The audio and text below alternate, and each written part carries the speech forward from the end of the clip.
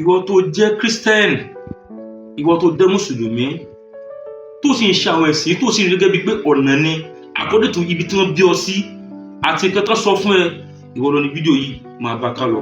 When I see Africans parading themselves as Christians or as Muslims, I just sit back and laugh. All I see are people who have not meticulously studied the history of how these religions penetrated into Africa. Because a true African who have studied the history of how these religions came to Africa will never parade himself or herself as a Christian or as a Muslim.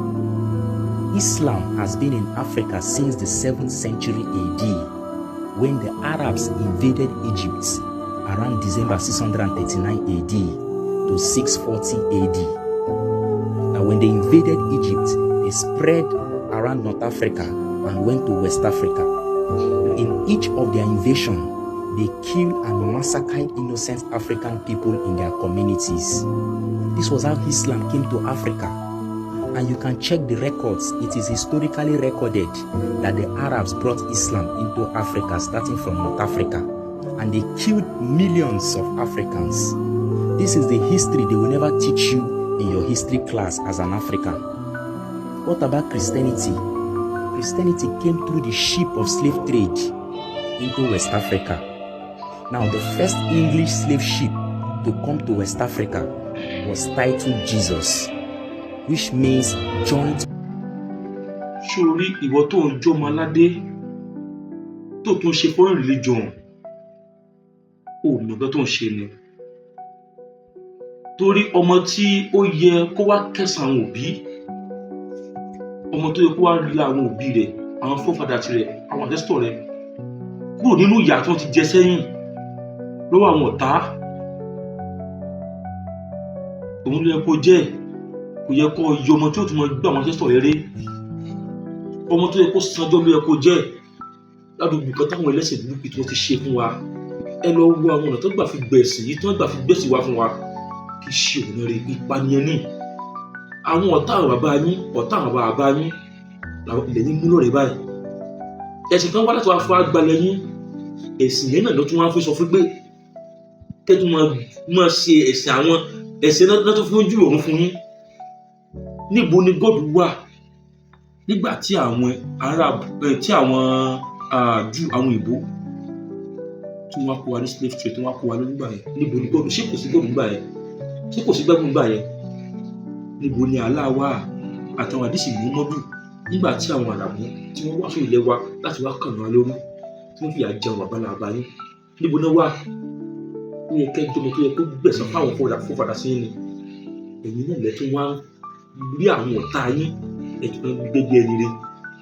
Ó lè tó wọlé yín tó wá jà yín lólè, ẹ lè expect pé kó máa sọ fún ẹ̀yin ọmọ pé òun lòún jẹ̀bi. Á wá bá ṣe claim right ni. Àwọn tó wá fi Allah gbalẹ̀ mọ́ yín lọ́wọ́ tó wá sọ fún pé Allah ló lè gbà yín, Allah ló dá ọgbà ayé, Allah ló dá ọgbà ọ̀run, nǹkan tí ń mí, nǹkan tí ò mí, Allah nìkan ló bá, Allah nìkan ní gbá, Allah nìkan làwo, kí nìkan làlá. Ẹ̀dẹ̀ tí wọ́n gbé Allah wọn ga, Allah yẹn náà dẹ̀ ló pọ̀ láti pé kí wọ́n gbalẹ̀ mọ́ yín lọ́wọ́.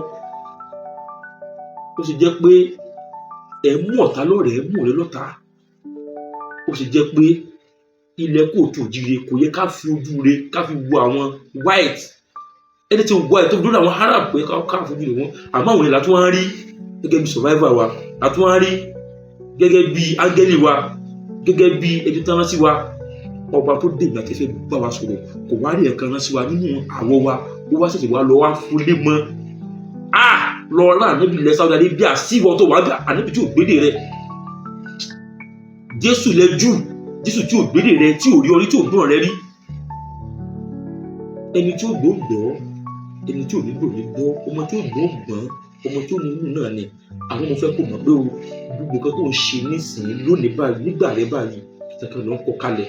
Gbogbo bóyá àwọn ọmọ rẹ̀ náà wá padà fojú ara wọ́n jẹ̀bi kó padà fojú ara gbọ́ gbogbo nǹkan tó ti ṣe láti gbà fi mọ tàkù bá àwọn ìran rẹ̀. Torí àràbò lálẹ́ nígbà ìwà jáde láti máa tàkù bá ìran tiwọn. àwọn Júù àwọn ìran Kristi Jésù wọn lọ́la never ever jáde láti máa tàbí bá ìran tiwọn àmọ́ àwọn ọmọ olùkọ́ ọmọ aládé tàjọ sọ èdè Yorùbá èdè kóòtù jíde ní báyìí àwa tàbùkù àwọn ìran wa àwọn fòfàdà sí tiwa torí pé a fẹ́ mọ gbé àṣà ti ṣe ilẹ̀ àwọn Àràbù ilẹ̀ Júù ilẹ̀ Ísírẹ́lì lárugẹ. ẹni tó gbọ́n èyí tó sì gọ̀ọ̀sì ní yóò gọ̀ náà ní òfin tá fẹ́ dá sí. ẹ bá like ẹ bá share ẹ bá repost kí lè rògbà tí ẹ bá fi sí comment section.